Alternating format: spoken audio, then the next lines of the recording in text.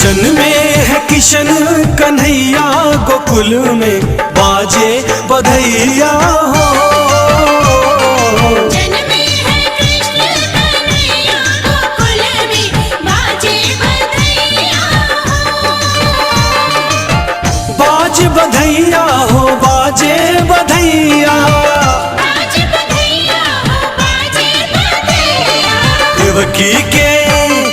देवकी के जन्मे कन्हैया गोकुल में बाजे बधैया हो।